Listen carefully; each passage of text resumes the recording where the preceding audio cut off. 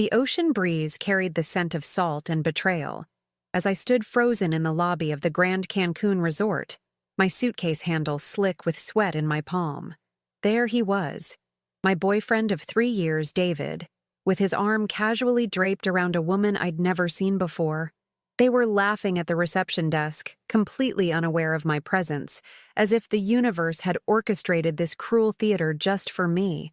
I should have known something was off when David said he needed a business trip to clear his head after our argument last month. An argument about commitment, about the future, about why, after 3 years, he still introduced me as his friend to colleagues. "Ms. Ramirez? Your room key." The concierge's voice pulled me back to reality. I nodded mechanically, accepting the card while ducking behind a large tropical arrangement of flowers. My heart hammered against my ribs so hard I was certain everyone in the lobby could hear it. They walked past me, David in those blue linen shorts I'd given him for Christmas, and her, tall, blonde, wearing a flowy white dress that caught the afternoon light in a way that made her look ethereal. Her hand rested possessively on his lower back, fingers splayed in a gesture that spoke of intimacy and familiarity. I was supposed to be in Chicago, covering my friend Lisa's shift at the hospital. That's what I'd told him, but when his location sharing mysteriously turned off, and his urgent meetings always seemed to happen when I called, something inside me broke. 24 hours and one impulsive flight booking later, here I was, watching my relationship disintegrate in paradise. I waited until they disappeared into the elevator before I approached the concierge again. "Excuse me." My voice sounded foreign to my own ears, surprisingly steady despite the earthquake inside me. "Is there any chance I could switch to a room on the 5th floor?" I'd glimpsed their floor number on the key card David had been holding. "Let me see what we have available, Ms. Ramirez." A few clicks on his keyboard. "We have a garden view on the 5th floor. It's not the ocean view you reserved." "That's perfect," I interrupted, forcing a smile that felt like it might crack my face. The room was beautiful in that generic luxury hotel way. Crisp white bedding, tasteful artwork, balcony overlooking lush gardens, none of which I could appreciate as I paced, hands trembling as I unpacked my hastily packed suitcase. 3 years. 3 years of loving him, supporting his career, meeting his family, planning our future. And for what? To be discarded for a weekend fling in Mexico? My phone buzzed. A text from David. "Miss you. Hotel Wi-Fi terrible. Going into meetings now? Talk tomorrow?" I stared at those pixels, each word a fresh slap. I started typing, furious paragraphs of rage and pain, then deleted them, then typed again, deleted again, the cycle of hurt continuing until I threw my phone onto the bed. Outside on my balcony, the sunset painted everything in golden hues that mocked my darkness. I could see other couples on their balconies, holding hands, taking selfies, kissing against the backdrop of paradise. The injustice of it burned through my veins. I didn't cry. Not yet. Instead, I did something I'd never done before. I opened the minibar, pulled out a tiny bottle of tequila, and drank it straight from the bottle. The liquor seared down my throat, matching the fire in my chest. Memories flashed like a cruel slideshow. David holding me when my dad was diagnosed with cancer last year. David surprising me with concert tickets on my birthday. David promising, swearing, that he'd never hurt me like my ex had. "You're different," he'd said. "What we have is different." Another tiny bottle, then another. The sun sank lower, and with it, my restraint.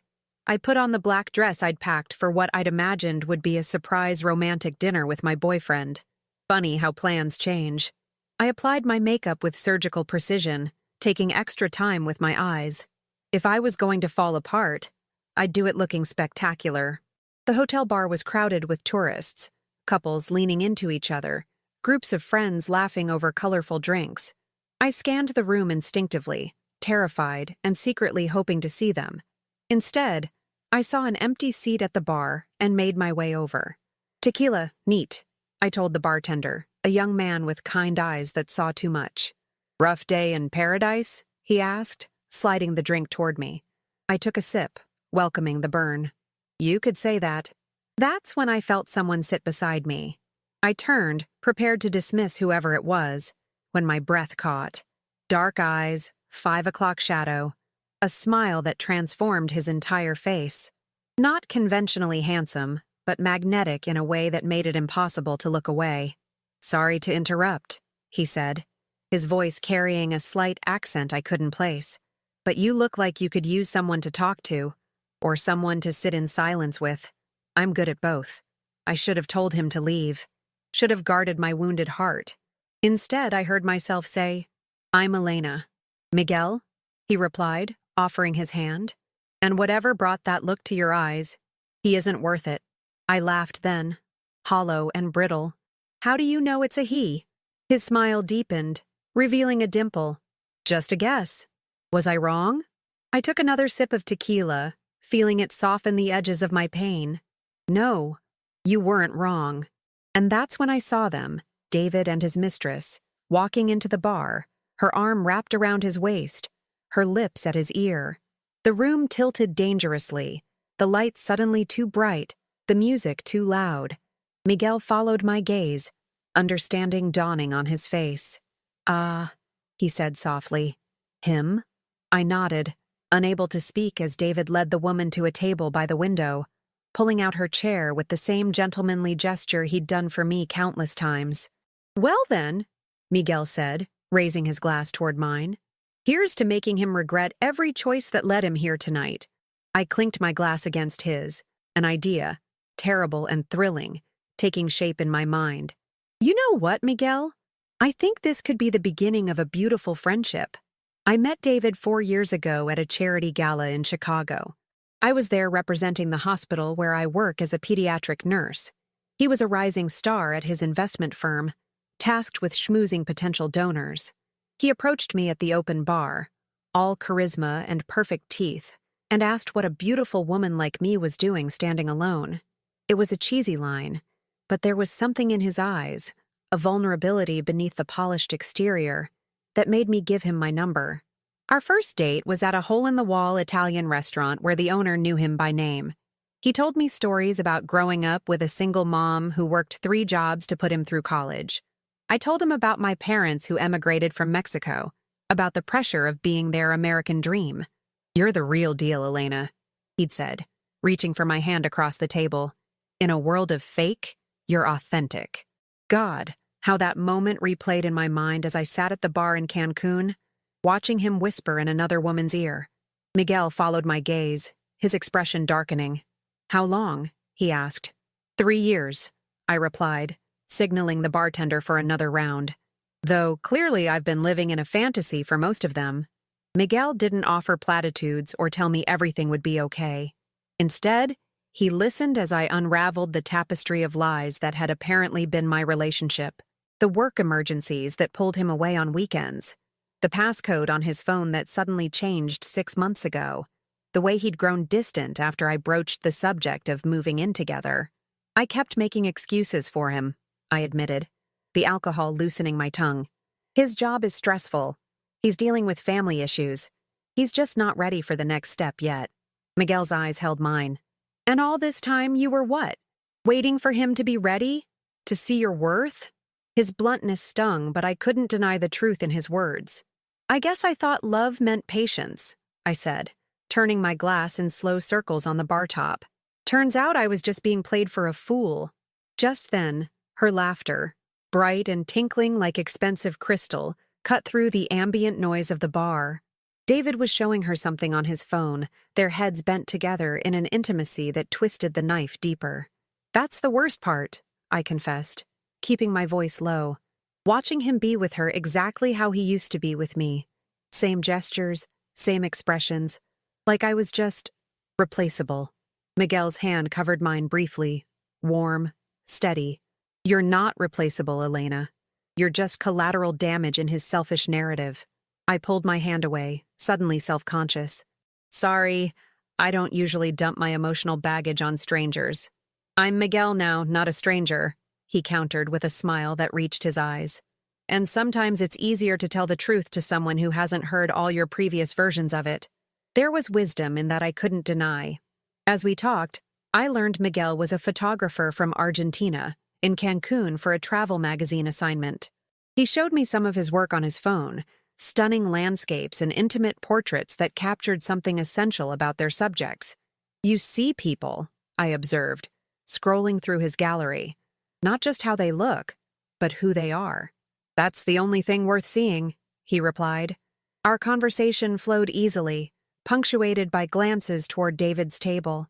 Each time I looked, the reality of what was happening settled deeper into my bones. This wasn't just a casual fling or a momentary lapse in judgment. This was deliberate deception, carefully planned and executed with complete disregard for what it would do to me. "You know what kills me?" I said, my voice catching. "Last month on our anniversary, he gave me this." I pulled out the silver necklace I was wearing, a small pendant in the shape of infinity. He said it represented his commitment to us. "No matter what, Elena, it's you and me." Miguel's expression hardened. Men like that, they use words like playthings. They say what feels good in the moment, what gets them what they want. "And what did he want from me?" I asked, the question that had been haunting me since I'd seen them together. "Convenience," Miguel answered without hesitation. "Stability when he needed it, freedom when he didn't. The emotional support without the emotional responsibility." His assessment hit with the precision of a surgeon's scalpel. I thought about the times David had leaned on me. During his mother's illness, when he was passed over for promotion, when his childhood friend died unexpectedly, how I'd rearranged my life to be there for him, to be his rock, and how he'd never quite done the same for me. The woman with David stood to visit the restroom, offering me my first clear view of her. She was younger than me, maybe mid-20s, with the kind of confidence that comes from never having been disappointed by life. As she passed our section of the bar, I caught a whiff of her perfume, the same scent I'd once noticed on David's collar and convinced myself belonged to his co-worker Sarah. "I confronted him once," I told Miguel, watching her disappear down the hallway. "Found a text message that seemed suspicious. He turned it around so completely that I ended up apologizing to him. Made me feel crazy for even questioning his loyalty. Gaslighting." Miguel nodded grimly. "Classic tactic of emotional manipulators." "I bought him a watch for his birthday 3 months ago," I continued, the memories flooding back now, unstoppable. "Saved for it for almost a year. When he opened it, he seemed underwhelmed. Said it wasn't really his style. I returned it and got him what he wanted." Miguel looked at me incredulously. "And let me guess, what he wanted was significantly more expensive." I nodded, embarrassment coloring my cheeks. "Almost twice as much. I put it on my credit card, which you're probably still paying off," he finished for me. The woman returned to the table, leaning down to kiss David deeply before sitting back down. The casual intimacy of it made my stomach clench. "I gave him everything," I whispered, finally allowing the tears to well up. "My time, my heart, my dreams. And he took it all while giving nothing real in return." Miguel's hand found mine again under the bar, and this time I didn't pull away.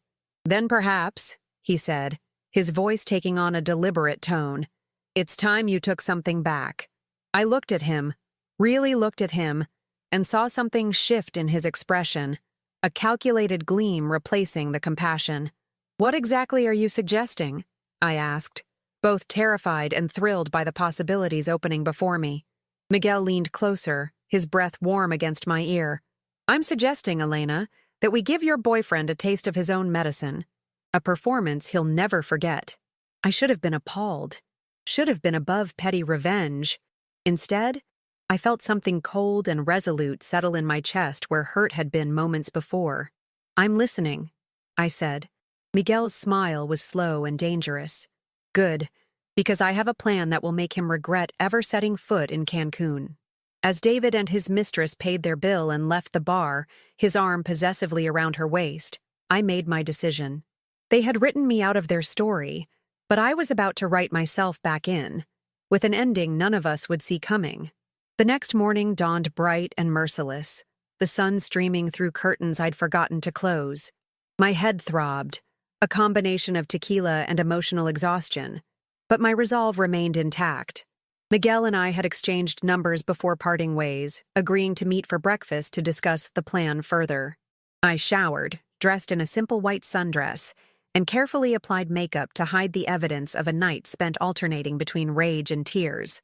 As I was leaving my room, David texted, "Morning, babe. Big presentation today. Thinking of you." Each word a fresh lie, each syllable another betrayal. I typed back, "Miss you too? Busy day at the hospital. Talk later." Playing along made my skin crawl, but Miguel had been adamant. The element of surprise was crucial. The hotel restaurant was bustling with tourists loading plates at the breakfast buffet. I spotted Miguel at a corner table, camera beside his coffee cup, reviewing photos on his digital display. He looked up as I approached, his face breaking into a genuine smile that momentarily softened the hard edges of my pain. "You came," he said, standing to pull out my chair. "Did you think I wouldn't?" I asked, settling across from him. "Revenge plots hatched over tequila don't always survive the morning light," he replied, sliding a coffee toward me. "Black, no sugar, as you mentioned last night." The fact that he remembered such a small detail made me pause. "Thank you." Miguel leaned forward, dropping his voice. "So, here's what I've learned. Your David and his companion have booked the Sunset Catamaran cruise for this evening, the romantic one with champagne and a private dining area at the bow." I blinked, momentarily thrown off balance.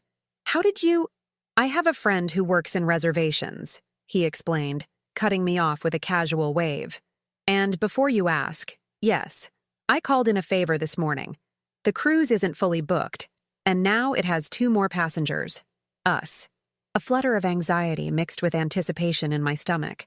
"Isn't that, I don't know, illegal? Getting their reservation information?" Miguel's expression was unreadable. "Not illegal, just creative networking. But if you've changed your mind—" "I haven't," I said quickly, surprising myself with my conviction. "What exactly is the plan for this cruise?" Miguel picked up his camera, scrolling through photos before turning the display toward me. It showed David and the woman at the hotel pool from earlier that morning, him applying sunscreen to her back, her looking up at him adoringly. "I may have done some reconnaissance while waiting for you," Miguel admitted. "Don't worry, they didn't see me. Professionals know how to be invisible when necessary." I should have been disturbed by his thoroughness, but instead found myself impressed. "So the plan is to confront them on the boat? Create a scene?" Miguel shook his head, something like disappointment flashing across his face. "Elena, that's amateur hour. Public confrontations only make you look desperate and give him the moral high ground. Look at my crazy ex and all that." He was right, of course. I imagined David's dismissive expression, the pitying looks from strangers, the woman's smug victory. No, a direct confrontation wouldn't work. "What we're going to do," Miguel continued, "is much more psychologically satisfying. We're going to become the most fascinating, attractive couple on that boat. You'll be vibrant, carefree, clearly having moved on to something better. We'll position ourselves where he can see us, but we won't acknowledge him. Not at first." I considered this approach, turning it over in my mind. "So we pretend to be a couple, making him jealous?" "Not pretend," Miguel corrected. "Perform. There's a difference. Pretending looks fake. Performing is art." He pulled out his phone, showing me a booking confirmation. "I've also arranged a couple's massage for us at 2 p.m., in the same time slot as your ex, coincidentally. We'll arrive appearing deeply connected, leave looking satisfied." My eyebrows shot up. "That seems elaborate." "Revenge shouldn't be impulsive," Miguel replied smoothly. "It should be choreographed.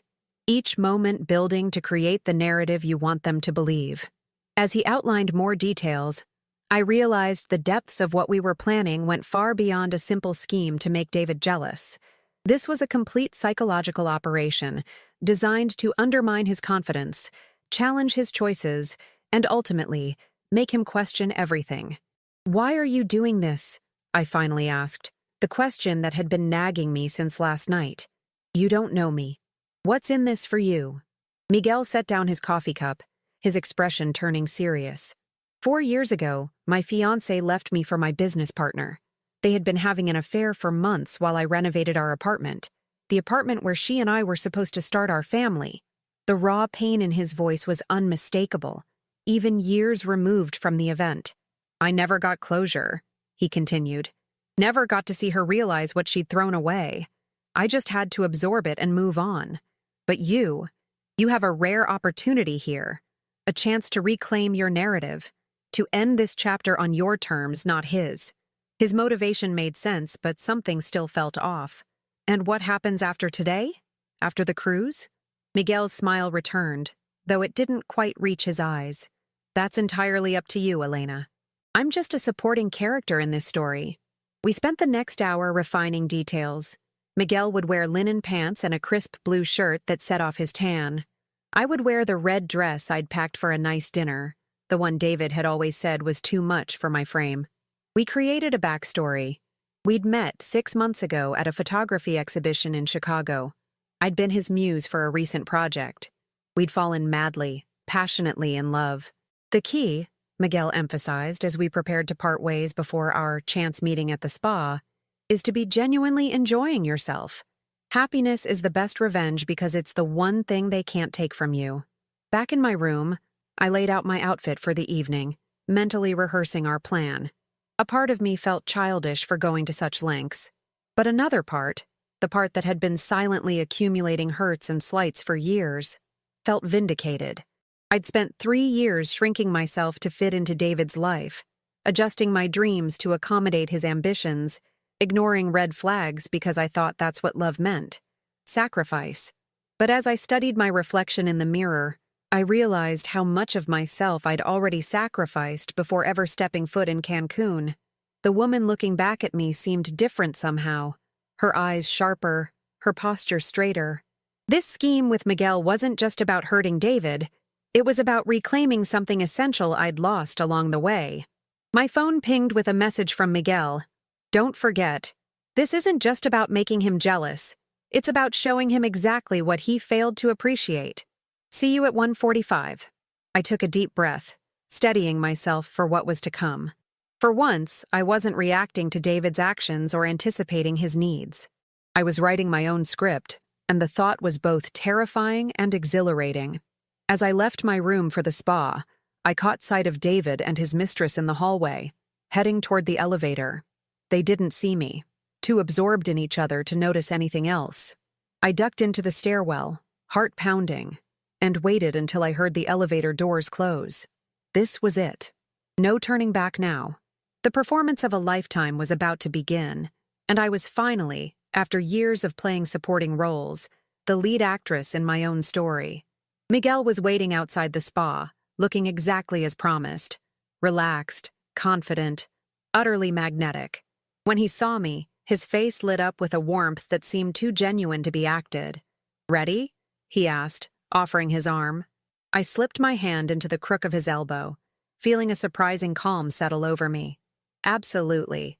As we walked into the spa, I caught a glimpse of our reflection in the polished marble walls. We looked good together, comfortable like we belonged. For the first time since arriving in Cancun, I felt the weight of betrayal lift slightly from my shoulders. Whatever happened next, I wasn't facing it alone. The sunset catamaran cruise departed at 6 p.m. sharp, the golden hour casting everything in a dreamlike glow. Miguel and I arrived fashionably late, making an entrance without seeming to try. My red dress caught the light and the ocean breeze, while Miguel's hand rested possessively on the small of my back, guiding me up the gangway. David and his mistress were already aboard, champagne flutes in hand, standing near the bow. They hadn't noticed us yet, the perfect opportunity to position ourselves strategically. "Laugh at something I just said," Miguel whispered, his lips close to my ear. I tilted my head back and laughed, the sound surprisingly genuine despite the circumstances. Miguel's answering smile was intimate, his eyes crinkling at the corners as if I'd delighted him beyond measure. We were performing, yes, but something about it felt effortless, as if we'd known each other for years instead of hours. "Stop staring," Miguel murmured. "They're not worth your attention yet." "I'm not staring," I replied, accepting a glass of champagne from a passing server. "I'm calculating." Miguel's laugh was rich and warm. "Remind me never to get on your bad side." We mingled with other couples, Miguel introducing me as the woman who changed everything. Each time he said it, his hand would find mine, fingers intertwining with casual intimacy.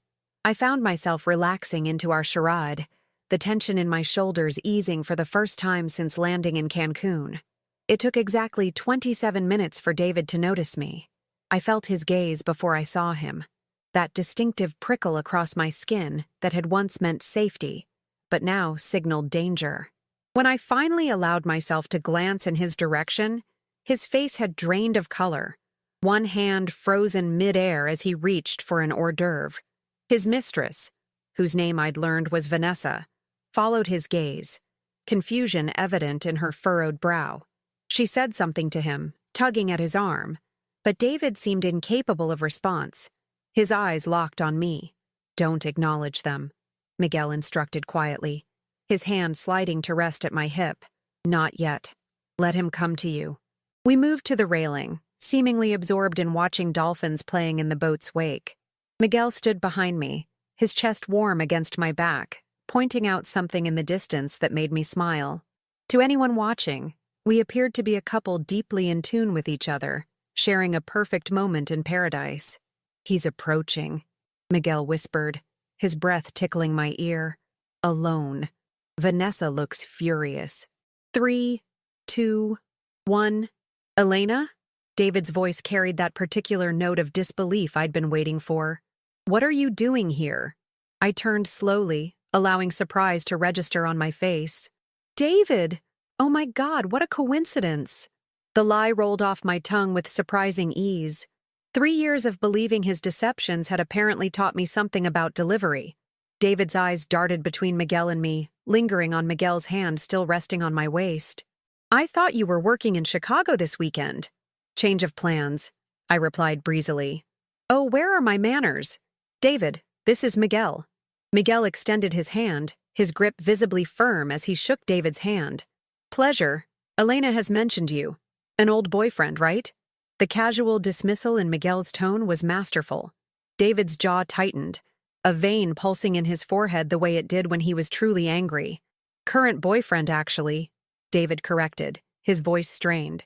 I laughed, the sound light but cutting. "David, come on. We both know that's not true anymore."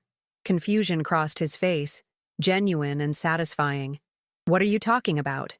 We never broke up, didn't we?" I kept my voice even, pleasant even, despite the hurricane of emotions inside. "When you brought another woman to Cancun? When you told me you were in Denver for business? I'd call that a pretty definitive end, wouldn't you?" His face flushed, then paled. "Elena, I can explain." "You don't need to," I interrupted, surprising myself with my composure. "It's actually perfect timing. Miguel and I met months ago, but we've been taking things slow out of respect for my relationship with you. This just simplifies things." The implication hung in the air between us, that I, too, had been unfaithful. It wasn't true, of course, but the doubt that flashed across David's face was worth the lie. Vanessa appeared at David's side then, her hand sliding possessively into the crook of his arm. "Babe, who's this?" Her voice was high, nervous. "This is Elena," David said, the words seeming to stick in his throat. A friend from Chicago." "Girlfriend," I corrected pleasantly. "Well, ex-girlfriend as of about 30 seconds ago. And you must be the urgent business meeting in Denver?" Vanessa's perfect features contorted in confusion. "Denver? We've been planning this trip for months." She turned to David. "What is she talking about?" Miguel chose that moment to step forward, his camera in hand. "You know what would be fantastic? A photo of the 4 of us against this sunset. A memento of this serendipitous meeting." Before anyone could object, he'd handed his camera to a nearby crew member and positioned us along the railing, me next to David, Vanessa next to Miguel. As the crew member counted down, Miguel whispered something in Vanessa's ear that made her laugh, his charm effortlessly engaging her. David leaned toward me, his voice low and urgent. "Elena, please, let me explain. This isn't what it looks like." I turned to him, our faces inches apart, and said quietly, "It's exactly what it looks like, David. You're a cheater and a liar. And the worst part? You're not even very good at it." The camera flashed, capturing what must have appeared to be an intimate moment between exes. But I knew better. It had captured the exact second David realized he'd lost control of the narrative. As the evening progressed, the four of us remained in an uncomfortable orbit around each other. Vanessa grew increasingly agitated as the pieces fell into place, while David alternated between desperate attempts to speak to me alone and frantic damage control with her. Miguel and I, meanwhile, continued our performance, dancing closely during the live music, feeding each other dessert, sharing private jokes that made me laugh despite the surreal circumstances. More than once, I caught David watching us, his expression a mixture of confusion, anger, and something that looked suspiciously like regret. The climax came during dinner, when we were all seated at adjacent tables on the deck. Miguel proposed a toast to new beginnings and honest relationships, his eyes meeting mine with such genuine warmth that for a moment I forgot we were acting. David stood abruptly, knocking over his wine glass. "Can I speak to you privately?" he demanded, looking at me. I hesitated, glancing at Miguel, who gave me an almost imperceptible nod. 5 minutes, I agreed, following David to a secluded corner of the boat. "What the hell is going on?" he hissed once we were alone. "Who is this guy? How long have you been seeing him?" I crossed my arms, unmoved by his anger. "That's rich, coming from you. When were you planning to tell me about Vanessa? After the wedding? Or were you planning to bring her to that too?" David ran a hand through his hair, his composure cracking. "It's not serious with her. It's just physical, convenient, a mistake," I supplied. "Save it, David. I've heard those excuses before, usually from you, about other things." "And what about him?" David nodded toward Miguel. "You expect me to believe you coincidentally met some photographer who looks like that and just happened to be in Cancun the same weekend?" I smiled, a genuine smile that seemed to unnerve him more than anger would have. "What I do and who I see isn't your concern anymore. You made your choice, multiple choices actually, and now I've made mine." David grabbed my wrist, his fingers digging in painfully. "Elena, don't do this. We can work this out. I made a mistake, but it doesn't erase 3 years together." I looked down at his hand, then back up at his face. "No, but lying to me, gaslighting me and cheating on me does. Let go of me, David. Everything okay here?" Miguel's voice was pleasant but carried an unmistakable edge as he approached. David released my wrist, stepping back. "Fine. Just clearing up some misunderstandings." "No misunderstandings," I corrected, moving to stand beside Miguel.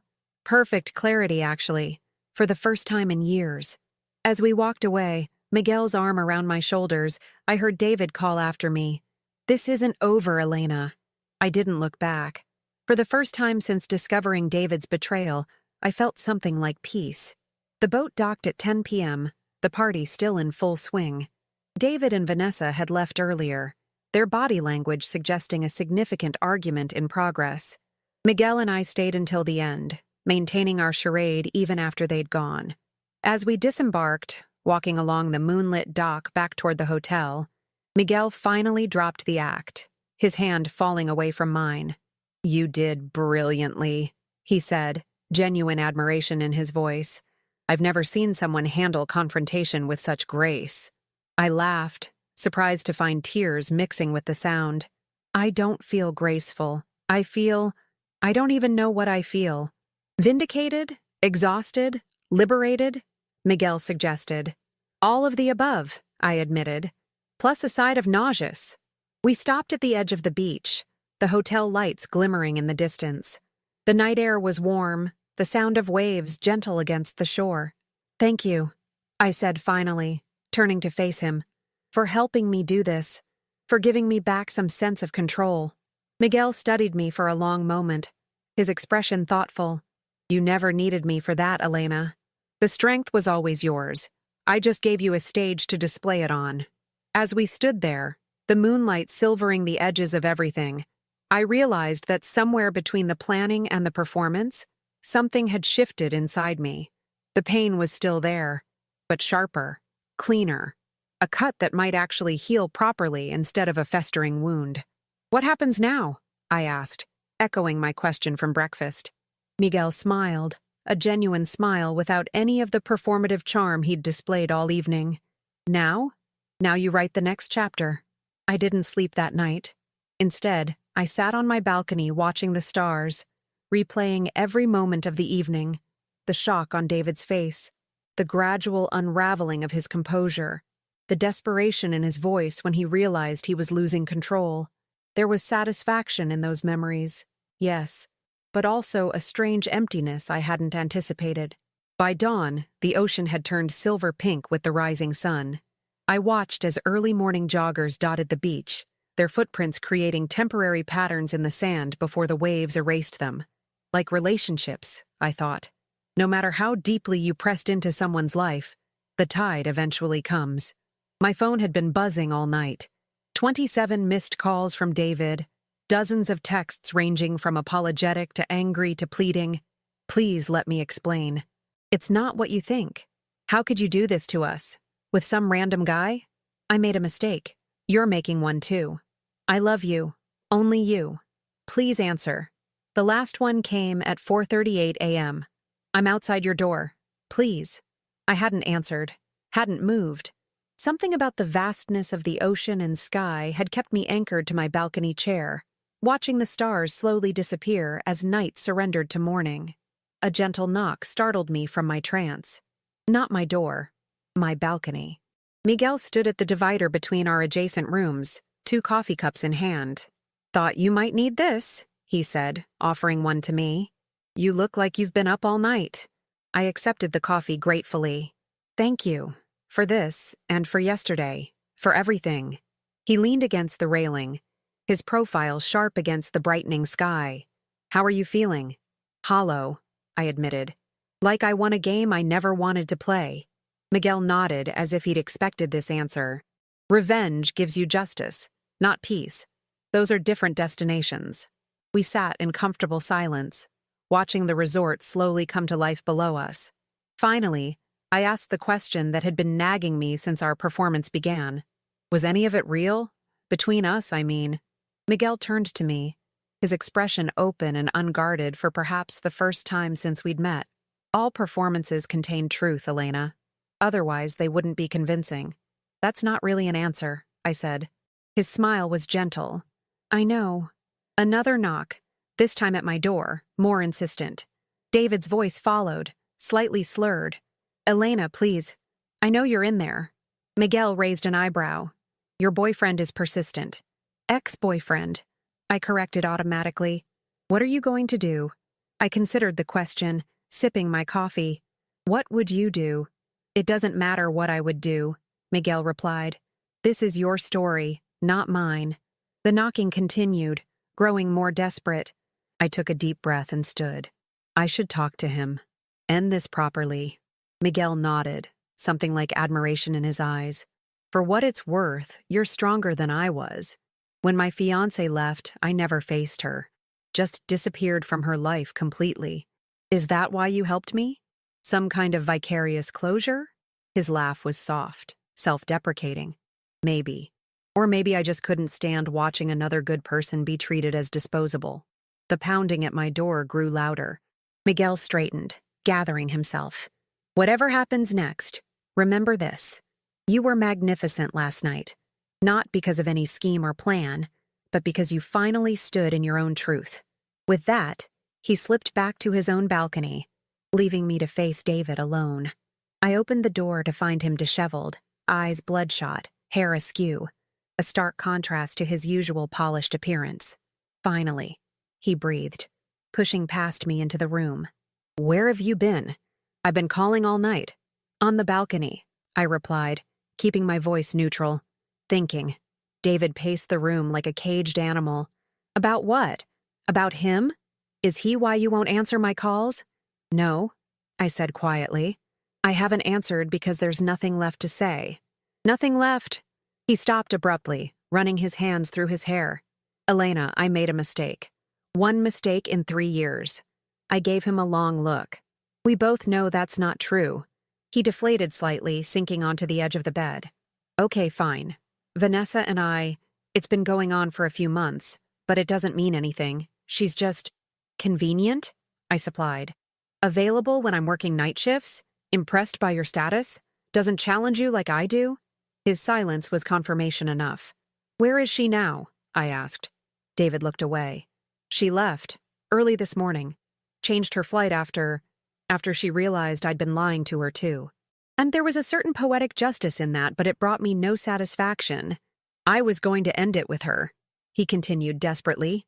After this trip, I swear, Elena, you're the one I want a future with. 3 days ago, those words might have melted my resolve. Now they just sounded hollow, the script of a man who'd never faced consequences. The thing is, David, I don't believe you anymore.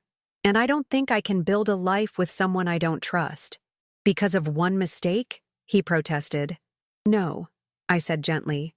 Because of the person you revealed yourself to be through that mistake, and the person I became trying to accommodate it. Always anxious, always doubting, always trying to be whatever version of myself you seemed to want that day. David stood, moving toward me with the charm offensive I'd seen him deploy in countless business situations. We can fix this. Counseling, more transparency, whatever you need. I stepped back. What I need is to remember who I was before I started shrinking myself to fit into your life. This is about him, isn't it?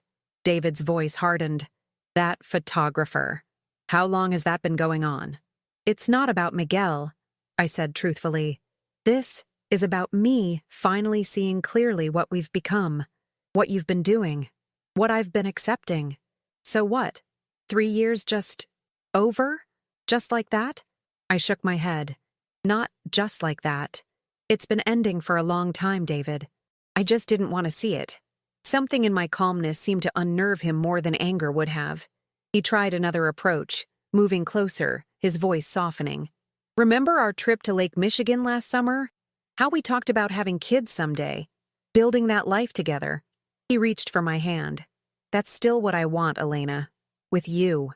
I let him take my hand, felt the familiar warmth of his skin against mine, and waited for the usual flutter in my chest. It didn't come. I think you should go, I said finally, gently extracting my hand.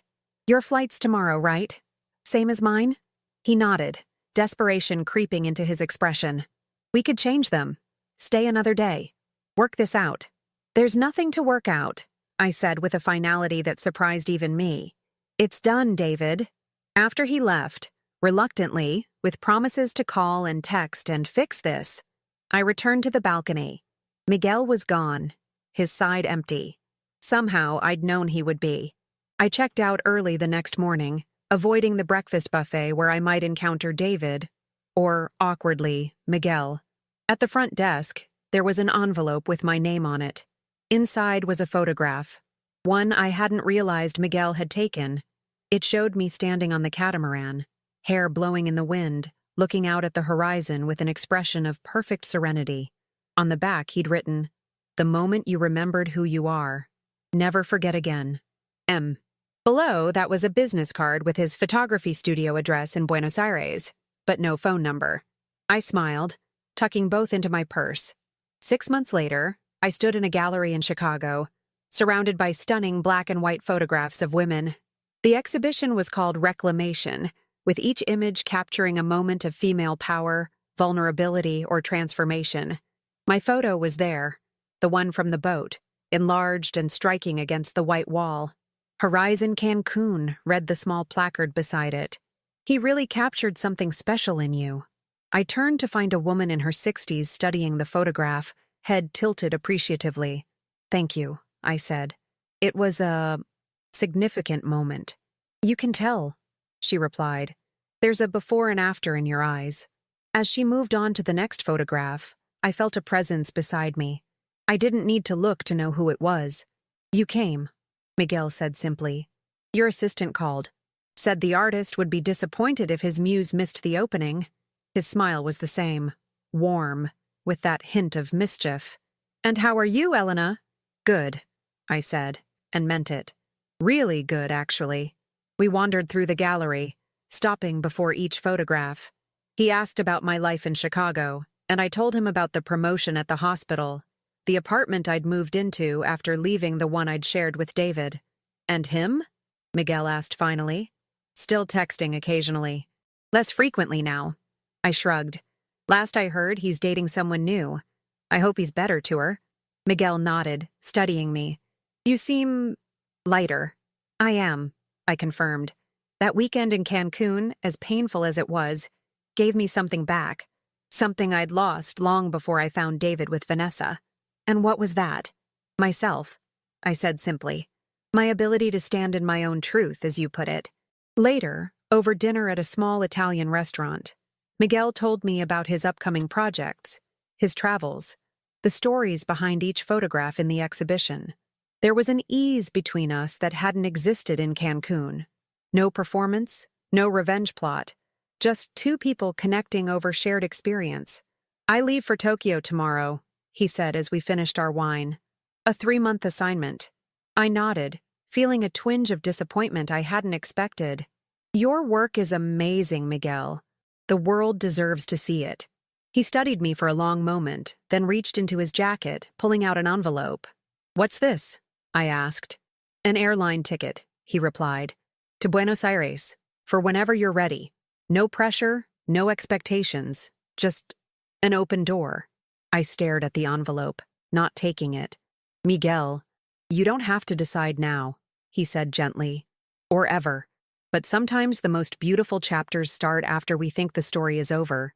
I thought about David, about Cancun, about the woman I'd been and the one I was becoming, about performances that contain truth and revenge that doesn't bring peace. 3 months is a long time, I said finally, accepting the envelope. His smile reached his eyes. Worth the wait, though, if you decide to come. As we walked out into the Chicago night, snow beginning to fall in gentle flurries around us, I tucked my arm through his, not as a performance for anyone watching, but as a woman stepping freely into a new beginning of her own choosing. Sometimes the best endings aren't about closure with those who hurt us, but openings to what we never imagined possible. And as Miguel hailed a taxi for me, his hand lingering on mine for just a moment longer than necessary, I realized that Cancun hadn't been the end of something after all.